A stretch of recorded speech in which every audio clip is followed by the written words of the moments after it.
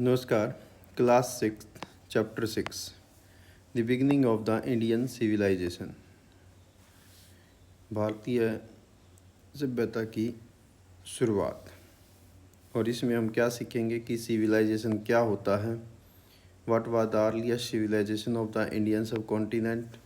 भारतीय उपमहाद्वीप में पहली सभ्यता कौन सी थी।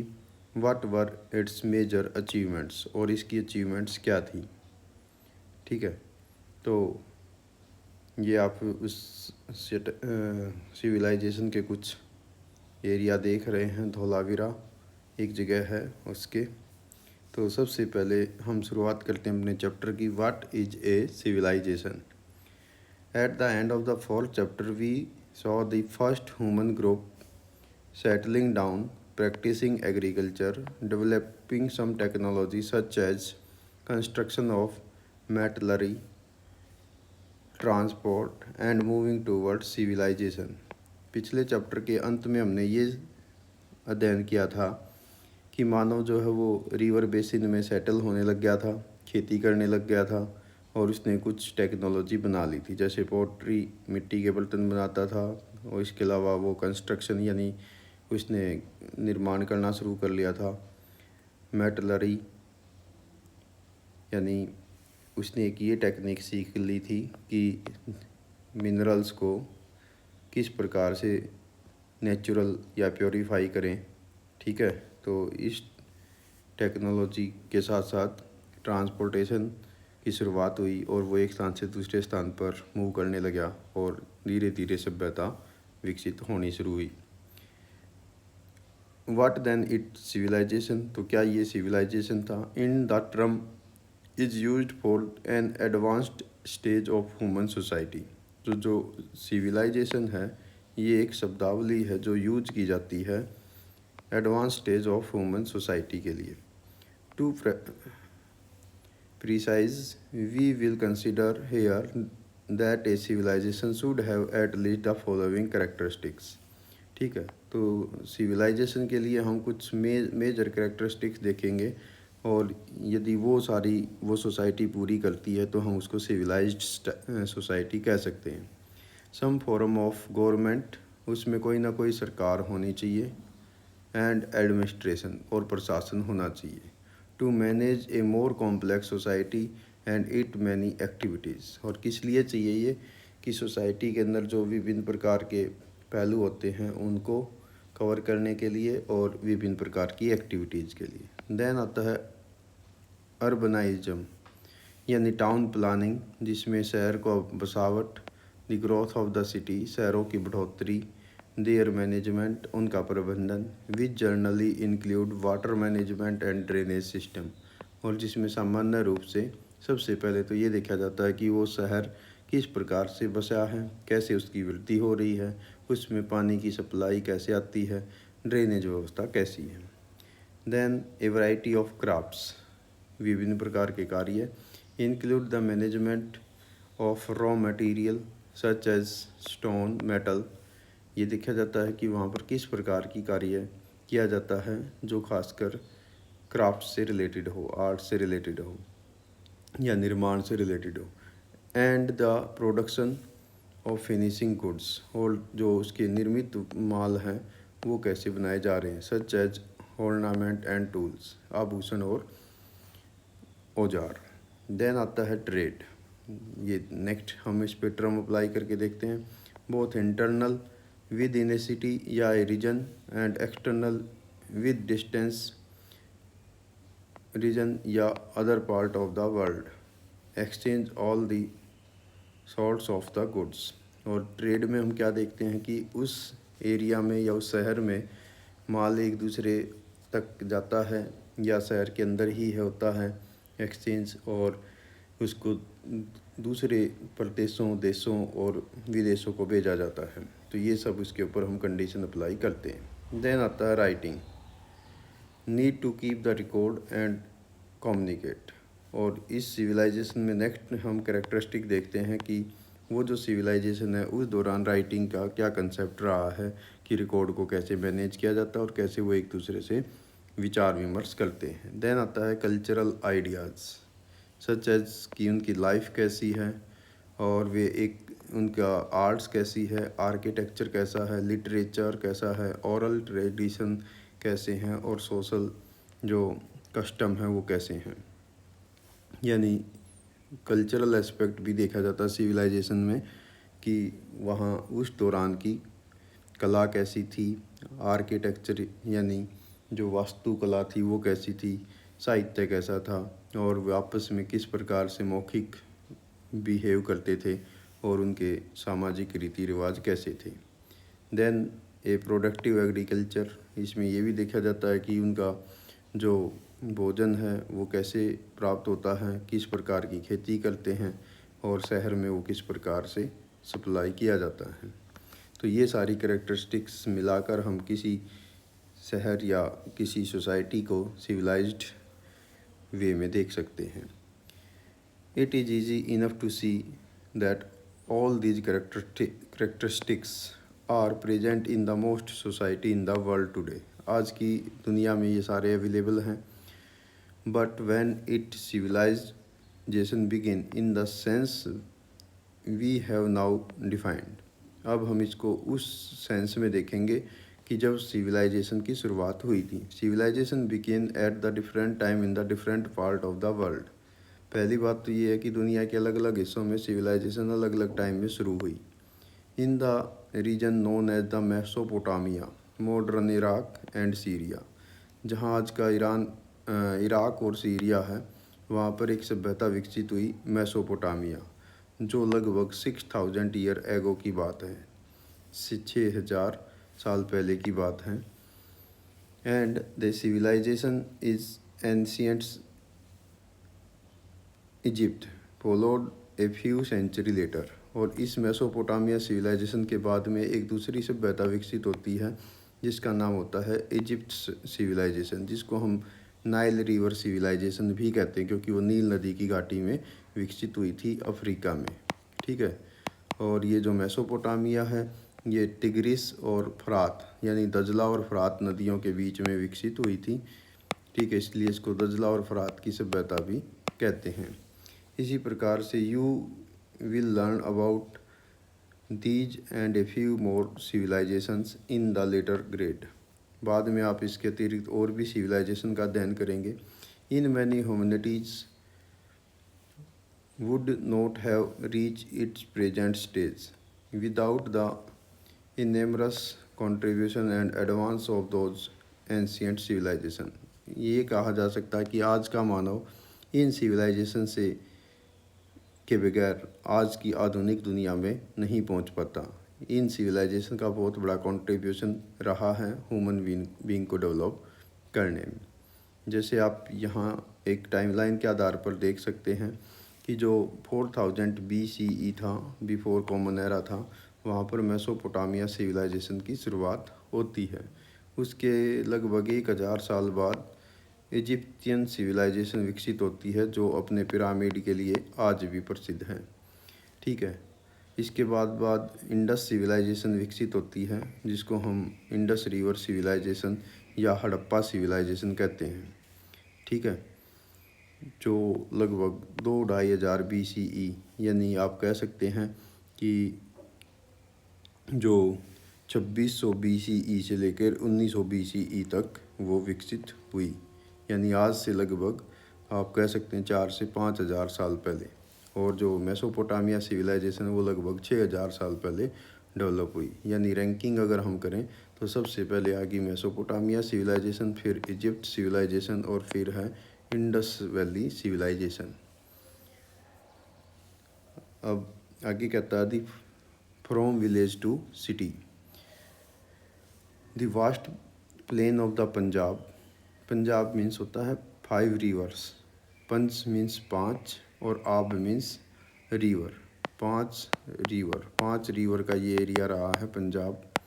ठीक है। Today divide in 2 parts, one is in India, another one in Pakistan, and Sindh now in Pakistan are watered by the Indus river and its tributaries.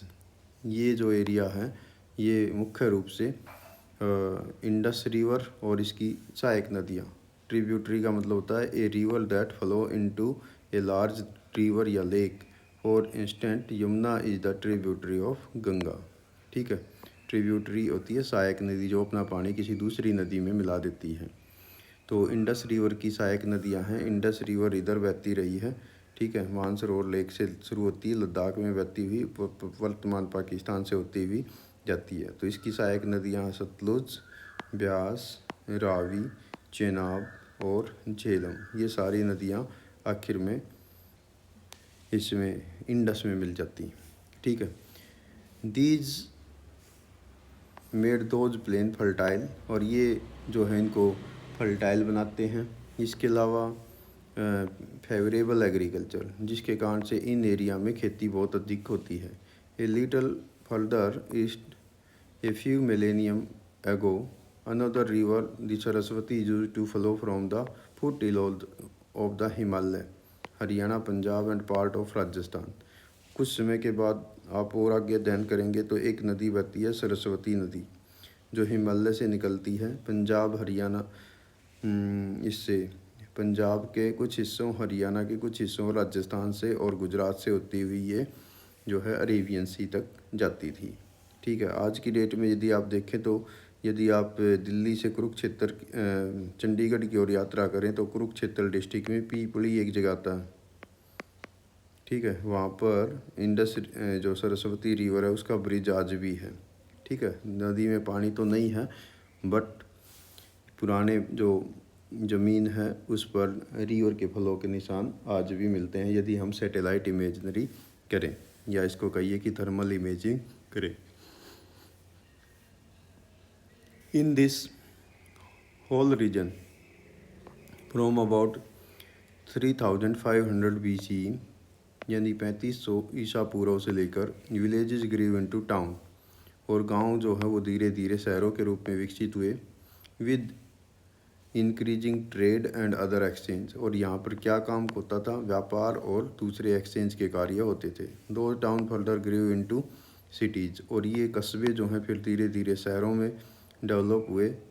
ठीक है, this transition happen around 2600 BC। ठीक है, लगभग आप कह सकते हैं कि 1100 साल लग गए इन सारी प्रोसेस में। ठीक है, पहले 3500 BC में गांव होते थे, बाद में धीरे धीरे वो शहर के रूप में डेवलप हो गए, यानी पहले वो कस्बे बनते हैं, फिर वो शहर बनते हैं, और शहर के बाद आज की डेट में मेट्रो सिटी बन जाते हैं। मेट्रो सिटी मतलब जिनमें 10 लाख प्लस जनसंख्या होती है, लाइकली दिल्ली। आर्कियोलॉजिस्ट जो पुरातत्वविद हैं gave this civilization several name, कुछ एक ने इसको अलग अलग नाम दिया है, कुछ एक ने इंडस सिविलाइजेशन कहा है, कुछ ने हड़प्पा सिविलाइजेशन कहा है, कुछ ने इंडस सरस्वती सिविलाइजेशन कहा है, और कुछ ने सिंधु सरस्वती सिविलाइजेशन कहा है। यानी ये चारों नाम इसके लिए चलते रहे हैं, इंडस सिविलाइजेशन, हड़प्पा सिविलाइजेशन। हड़प्पा क्यों? क्योंकि हड़प्पा यहाँ का एक मेन सिटी होता था। ठीक है, और सबसे पहले 1921 में दयाराम साहनी ने यहाँ पर ही खुदाई की थी, और हड़प्पा शहर के बारे में आर्कियोलॉजिस्ट ने बताया था दुनिया को, तो इसलिए इसका नाम हड़प्पा सिविलाइजेशन हो गया।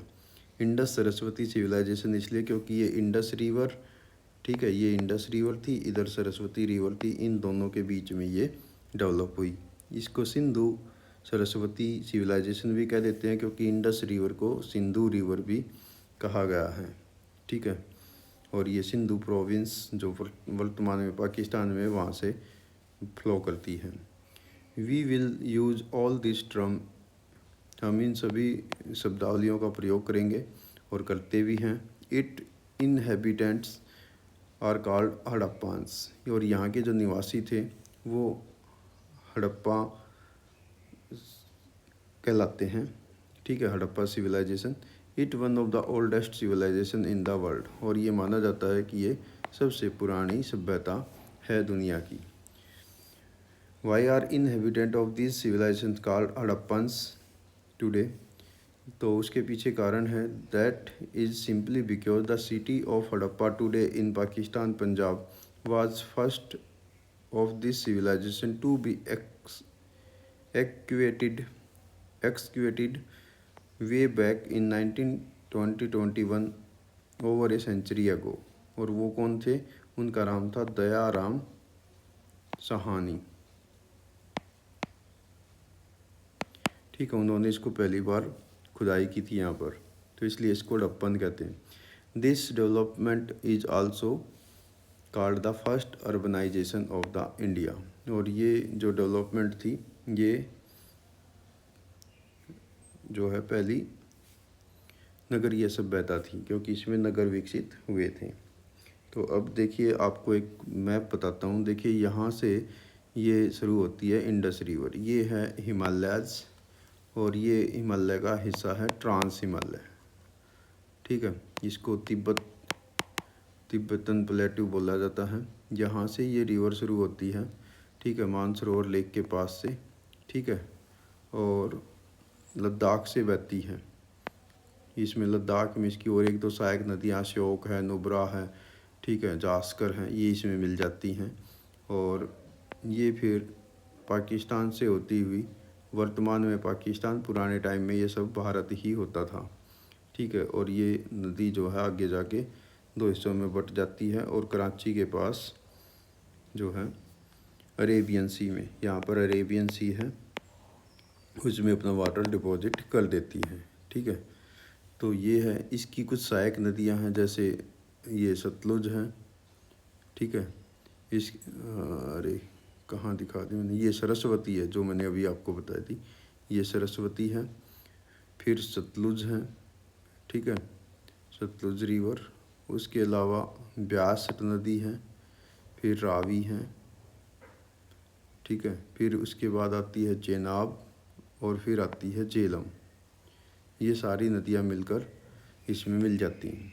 तो इनमें जो प्रमुख शहर हैं जहाँ पर खुदाई की गई है, वो है हड़प्पा, जहाँ पर सबसे पहले खुदाई हुई, ये बिल्कुल पंजाब के सामने है, वर्तमान पाकिस्तान में। इसके अलावा मोहनजोदड़ो, ये भी सिंध प्रांत में है, ठीक है, पाकिस्तान में। इसके अलावा हरियाणा में राखीगढ़ी है, ठीक। इसके साथ साथ हरियाणा में ही बनावली है, कालीबंगा है राजस्थान में, ये प्रमुख स्थान से। इसके साथ साथ यहाँ पर गुजरात में एक बंदरगाह होती थी जिसका नाम था लोथल, और गुजरात में ही धोलावीरा, ठीक है, शुरू में मैंने चैप्टर की शुरुआत में शायद राजस्थान बोल दिया होगा, तो ये धोलावीरा है जो गुजरात में है, कच्छ के रण में, जहाँ आज वर्तमान कच्छ का रण है, वहाँ पर ये बसी थी। तो ये मेन है, तो मैप पर भी आपको ये सारे पता होने चाहिए, ठीक है। और आप देख रहे हैं कि ये सारा जो ग्रीन कलर देख रहे हैं, तो ये सारा फर्टाइल रीजन है जो इंडस रिवर और इसकी सहायक ट्रिब्यूटरीज ने बनाया है, ठीक है। तो ये यहाँ की प्रमुख सिटीज़ थी, ठीक है। तो इसके अलावा यहाँ पर बाद में आपसे ये मैचिंग के लिए दिया जा सकता है, ये आपका टेबल 1 हो जाएगी और ये सामने टेबल 2 हो जाएगी, ठीक है। इनको आपने अटैच करना है मैप के आधार पर, ठीक। तो जैसे धोलावीरा है, ये गुजरात में है, हड़प्पा जो है ये उसको बाद में देख लेते हैं। राखीगढ़ी हरियाणा में है, ठीक है। मोहनजोदड़ो सिंध में है, सिंध प्रांत में, ठीक है। हड़प्पा जो है पंजाब में है, जो पाकिस्तान वाला पंजाब है, और कालीबंगा जो है ये राजस्थान में है, ठीक है। आप इसको मैप पर भी देख सकते हैं यहाँ पर, ठीक। तो ये हड़प्पा हो गया, ये पंजाब है, ये मोहनजोदड़ो सिंध में है, ये राखीगढ़ी हरियाणा में है, ठीक है। ये कालीबंगा इधर है राजस्थान में, हाँ ठीक है ना, और लोथल गुजरात में है, धोलावीरा भी गुजरात में, ठीक। तो ये ऐसे आपको सीख लेने। देन आता है सरस्वती रिवर। तो सरस्वती रिवर जो है वो इंडस रिवर की सहायक नदी होती है, ठीक है। और इसकी 5 मेन ट्रिब्यूटरीज होती हैं। इन्हीं नदियों की घाटी में ये सिविलाइजेशन विकसित होती है, जिसको हम मोहनजोदड़ो और हड़प्पा कहते हैं। 2 यहाँ के मेन शहर थे। देखिए 2 मेन शहर जो थे वो ये थे, एक ये हड़प्पा था यहाँ पर पंजाब में, जो वर्तमान पाकिस्तान में, और दूसरा मोहनजोदड़ो रहा है जो सिंध प्रांत में है। ये पहले सब भारत ही होता था, बाद में 1947 में 15 अगस्त के दिन इनका पार्टीशन हो गया। But there are also many along the Saraswati river which today goes by the name of the Ghaggar. इसका कुछ हिस्सा गग्गर के नाम से जाना जाता है। एंड हाकरा इन पाकिस्तान, तो इसलिए इसको गग्गर हाकरा रिवर भी कहते हैं। ठीक है, सरस्वती को। This river is now several seasonal because it's flow only during the rainy season, और इसलिए इसको अब सीजनल नदी कहते हैं। ठीक है, गग्गर जो नदी है ना, जब हम जाते हैं अम्बाला से, जैसे आप सोनीपत से पानीपत, करनाल, कुरुक्षेत्र, अम्बाला से आगे सीधे चंडीगढ़ के लिए जाइए, तो जब चंडीगढ़ के वहाँ जाएंगे तो जीरकपुर आएगा। जीरकपुर के वहाँ पर आप एक रिवर देखेंगे, उसको बोलते हैं गग्गर रिवर। ठीक है, तो वहाँ है गग्गर river. The Saraswati river is the first mention in the Rigveda, और सरस्वती नदी के बारे में पहला कहाँ पर लिखा मिलता है, वो मिलता है ऋग्वेद में। ठीक है, ancient collection of the prayers which we will read about the chapter 7। Chapter 7 में इसका और डिटेल आएंगी।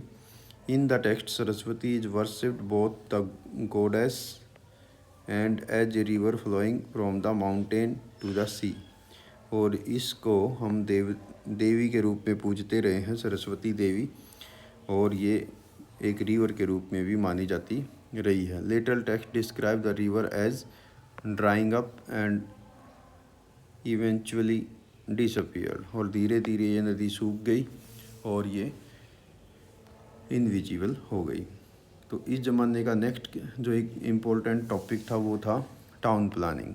ठीक है, हड़प्पा और मोहनजोदड़ो जो आज की डेट में पाकिस्तान में है, दो मेजर सिटीज़ थे इस सिविलाइजेशन की, और इनको 1924 में इनकी खोज हुई थी।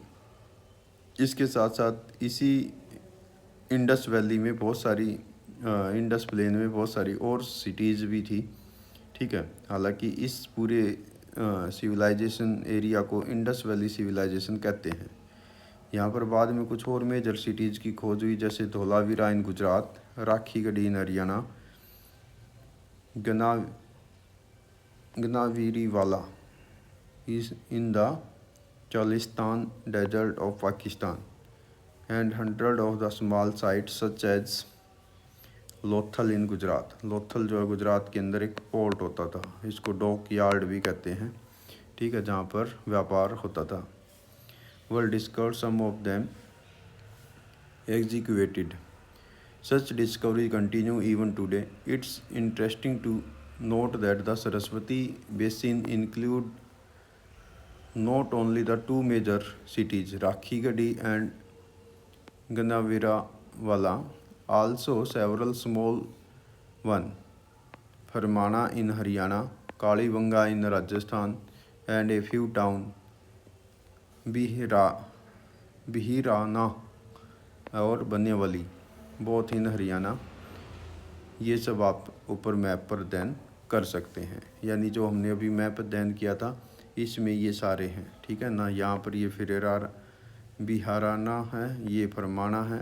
ठीक है, और यहाँ पर ये गनेवेरी वाला है। ठीक है, तो ये सब भी हम पढ़ सकते हैं यहाँ से। तो ये छोटी साइट थी। ठीक है, मेजर तो हड़प्पा और मोहनजोदड़ो थी। ठीक, तो The larger Harappa civilization were built according to the Precious plan. इनको प्लान के द्वारा बनाया गया था।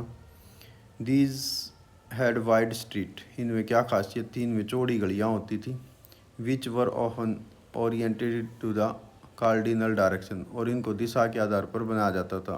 कार्डिनल डायरेक्शन का मतलब होता है नॉर्थ ईस्ट वेस्ट साउथ। ठीक है, ये मेजर डायरेक्शन होती हैं। Most cities seem to have surrounded by the fortifications। ठीक है, fortifications का मतलब होता है a massive wall surrounding A settlement या सिटी। इनके चारों ओर दीवार बनाई जाती थी सेफ्टी के लिए। ठीक है, protective wall. And had two distinct part, upper part, and where the local elite probably lived, and lower town where common people lived.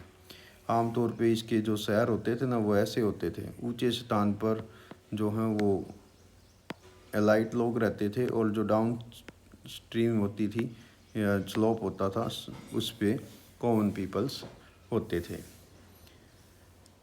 Some large building seem to have been use to the collective purpose, और कुछ बड़ी बड़ी बिल्डिंगें थी जो सामूहिक काम के लिए यूज की जाती थी.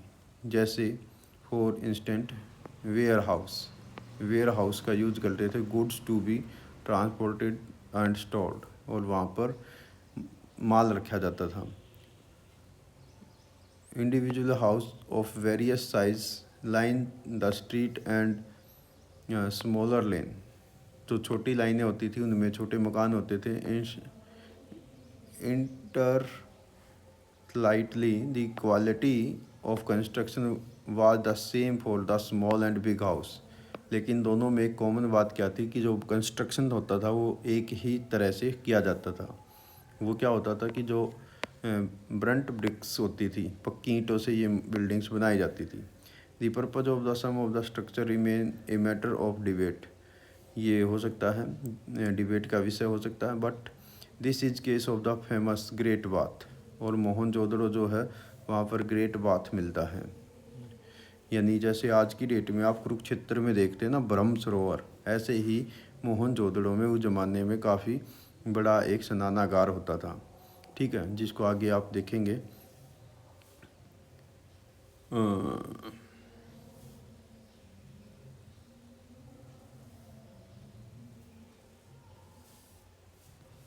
ये था वो मोहनजोदड़ो का ग्रेट बाथ. आप देख रहे हैं इसको पक्की ईंटों से बनाया गया, दोनों तरफ दीवारें हैं, पौड़ियाँ हैं जैसे आप ब्रह्म सरोवर में देखते हैं, और मेन नीचे उतरने के लिए सीढ़ियाँ हैं. ये बिल्कुल तलहटी में जाने के लिए. लेकिन जब ज़्यादा पानी भरा होता था तो यहाँ से यूज करते थे, और यहाँ से जाकर, और ये जो साइड की हिस्से होते थे जितने लेवल पे पानी होता था वहाँ पर इसका स्नान किया जाता था. ऐसे ही आप दूसरी तरफ से देख सकते हैं, रैंप उतारा गया है, यहाँ पर सीढ़ियाँ उतारी गई हैं, तो यहाँ तक इसको फिलअप कर दिया जाता था पानी से. और इसका कोई रिलीजियस इम्पोर्टेंस रहता था, धार्मिक ओकेजन पर इसमें यूज करते थे नहाने के लिए. और कह रहा है ये 12/7 मीटर जो था, इसमें वाटर प्रूफिंग मटेरियल से इसको बनाया जाता था, खासकर नेचुरल बिटुमेंस से, फॉर ए टार. और इसमें एक प्रकार की टार जो होती है ना बिटुमेंस से, वो कर दिया जाता था ताकि पानी नीचे रिसाव ना हो. Applied on the top carefully laid out the bricks, और ईंटों के ऊपर इसका लेप कर दिया जाता था. द टैंक, यहाँ बीच में आप कुछ पिक्चर और भी देख पा रहे हैं. ये स्ट्रीट है कालीबंगा की, राजस्थान में. ठीक है, लोअर जो टाउन था उसमें. ठीक है, काफ़ी चौड़ी गलियाँ जो हैं इसमें बनाई गई हैं. ठीक, तो ये हैं बीच बीच में कुछ पौड़ियाँ भी, सीढ़ियाँ भी आप इसमें देख पा रहे हैं. इसी प्रकार से यहाँ पर ये पिक्चर आप देख पा रहे हैं. ठीक है, यहाँ पर ये काफ़ी चौड़ी गलियाँ हैं जो आर पार जा रही हैं, और एक दूसरे को ये समकोण पर काट रही हैं, यानी 90 डिग्री कोण पर ये काट रही हैं. ये धोलावीरा की पिक्चर है. ठीक है, तो यहाँ पर आप इस प्रकार की ये बिल्डिंग्स, पुराने टाइम के स्ट्रक्चर देख पा रहे हैं. तो आगे कह रहा है ये जो इसमें कुछ छोटे कमरे भी होते थे, जो खासकर जैसे आप चारों तरफ देख रहे हैं ना, ये अलग अलग इसमें कमरे से बनाए गए हैं, जहाँ पर जो सामूहिक स्नान आदि होता था तो उसमें ये ड्रेस चेंज करने के लिए यूज किए जाते थे. ठीक है, there was a drain in one corner of the tank to empty it from time to time and refill the fresh water, और इसके एक कोने में बड़ा सा टैंक होता था जिसमें इसको समय समय पर खाली कर लिया जाता था, और बाद में इसको नया पानी भर दिया जाता था. What was the purpose of the such structure, इसका क्या उद्देश्य था. Archaeologist have propose several possible interpretation. A public bath for A people, ये पब्लिक बाथ हो सकता है क्योंकि पक्का तो सबूत है नहीं कि क्या यूज करते थे. A bath for a royal family के लिए हो सकता है. A tank use for the religious rituals, कोई धार्मिक स्नान के लिए यूज किया जा सकता है. The first interpretation is now ruled out because it's out in the city. Most houses had individually bathroom. तो पहले वाली जो संभावना वो तो इसमें कि भाई ये स्नान के लिए करते होंगे, तो बाद में ये हटा दी गई। क्यों? क्योंकि हर घर के अंदर बाथरूम मिलता है यहाँ पर। तो इसका मतलब ये कोई रिलीजियस जो फेस्टिवल है उसके लिए ही यूज किया जाता रहा होगा। ठीक है, आगे हम इसका पढ़ेंगे पार्ट 2 के अंदर वाटर मैनेजमेंट। तो आज पार्ट 1 में इतना ही रख लेते हैं। Thank you.